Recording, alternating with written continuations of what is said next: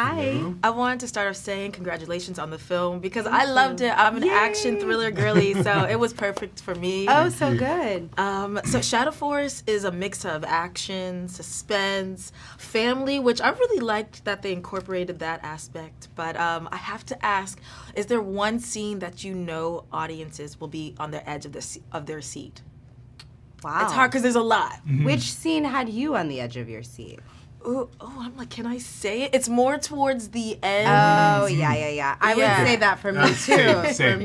Like the big showdown. Pretty yes, much. I think as the film goes on, the stakes get higher and higher. Yeah. But I feel like, as you said, the thing I love most about our film is that it does really deliver as an action film, but it's really about family. It's about love. It's about sacrifice. It's about commitment and just what you're willing to do to protect the people that you love the most. Yes, and I gotta say, Kerry, when I saw you being so kick-ass in this film, my first reaction was like, Olivia Pope done turned to B613? Like, wow, that's how you know I knew she was gonna be B613. Oh, that's so funny. It was really fun for me. I love working physically, and really the physicality is so often how I find a character. So to be able to find a character through how she fights and even our relationship dynamic, we talk a lot about how for them it's like a crazy couples therapy when they fight, when they spar, because they came up through the ranks together, and it's kind of how they express themselves.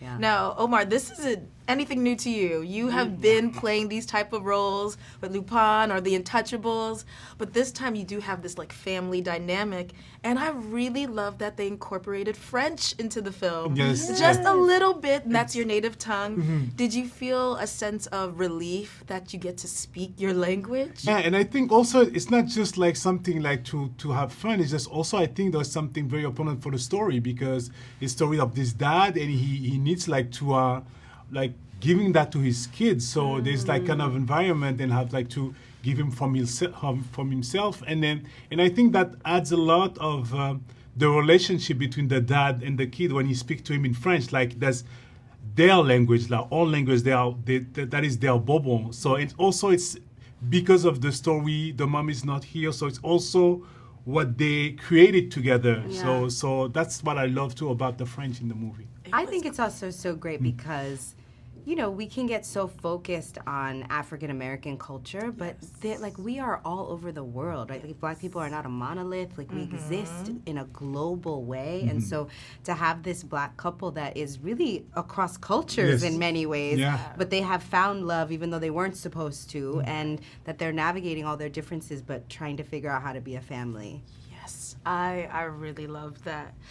Do you guys know how you landed on Lionel Richie? Because he was the third main character, right? Yes, he is. So true. This whole movie is like an homage to Lionel Richie, who I had a poster of in my bedroom as a kid on the wall. Yes, I got to choose between, no offense, because I know this is one of your artists, I got to choose between a Michael Jackson poster and a Lionel, and I chose the Lionel as a child. But we had nothing to do with Lionel in the movie. That was in the writing. It was written into the story, and it works so beautifully. Oh, I love the scenes with you and your son singing Lionel. Yeah. Did you have to learn those lyrics? I did because it's as a French speaker, I had stuff come on, muggling Lionel Richie. I know the chorus. Having the chorus, exactly. But having the proper words, I needed to learn. Yeah.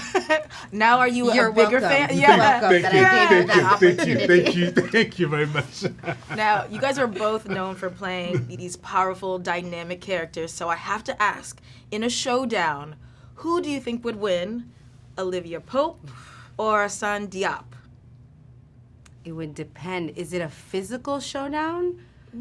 Or is it like a mental showdown? Mental showdown, because they're both very strategic. So yeah, because physical, there's no question. Olivia Pope would be like, take the Prada. I don't know what to tell you. I don't fight these fights. It's a good question, but actually. That's a good question. It could be a good show. Yeah, right? A lot of seasons to find out. Yeah. Okay. I think that's part of the fun of watching the movie, too, is that you do know that we are both people who think of ourselves and have played characters who are strong. And so to see these two people sometimes at odds, sometimes they sort of become a team again. Become a team. It was great for me because I was a fan of Scandal and of Lupin, so I was like, oh, this is a great duo. Thank you.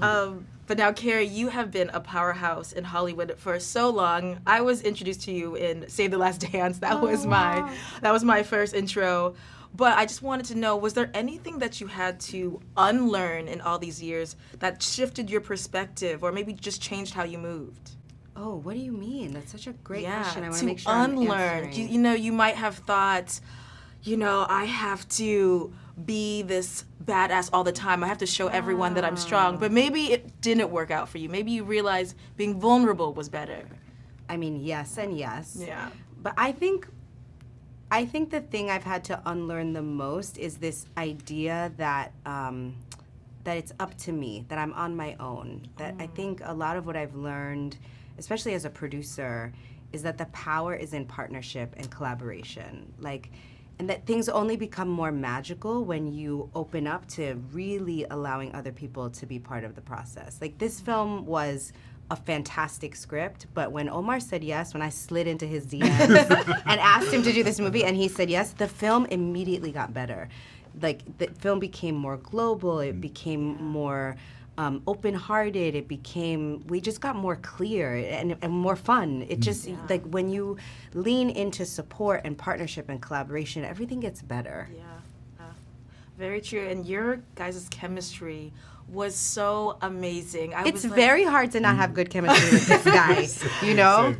And it made me wonder, for someone who is dating an actor, how is it for them? Are you dating an actor? Girl, run. I feel like I could never. I feel like I could never. What are you doing? No offense. I'm sure you're a great guy. I live in LA. It's so hard. It's true. Not to. We're everywhere. We're everywhere. But watching you guys' on-screen chemistry, I'm like, how do your partners just realize, it's work, it's fine? Do you think it's hard for them? Well, part of it, we're very open. Yeah. Like, when we were filming, our kids were there, our spouses visited. So, I mean, I think that Omar likes my husband more than he likes me. He would, like, if he had a choice on who to hang out with, he would probably choose Namdi, and I'm obsessed with his wife. So I think that's part of it, is you just kind of bring people into the fold, and you're just honest. Like, this is work. This is we're telling a story, and so. Do you feel the same way for you? Yeah.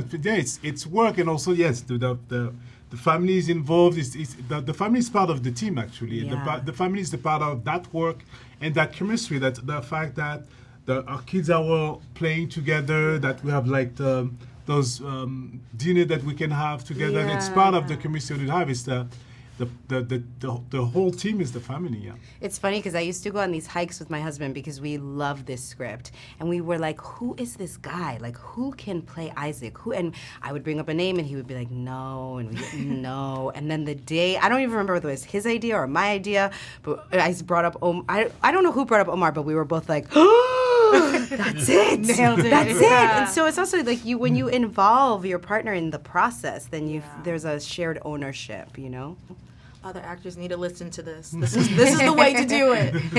But you guys spend a lifetime really being other people, playing different characters. So I wanted to know, if you could be another celebrity for 24 hours, who would you want to be? Ah, very interesting. That is a really interesting question. I'm dying to hear your answer. As I stall to figure out my answer, what is your answer? Who would you want to be? Just for 24 hours. Just 24 hours. That makes it better because you could pick somebody whose life is like outrageous, but you're not stuck in that life. I don't know, actually. I'm trying to even think for myself. Yeah, who would yours be? I feel like mine's so, of course you would, but it's Beyonce. I need That's to know where how I it lean feels. too. I lean to Beyonce. Beyonce? You too? You want to be Beyonce? Nah, I'm selling already. Yeah, exactly. No, it would be probably like I don't know which one, but I think like a football player.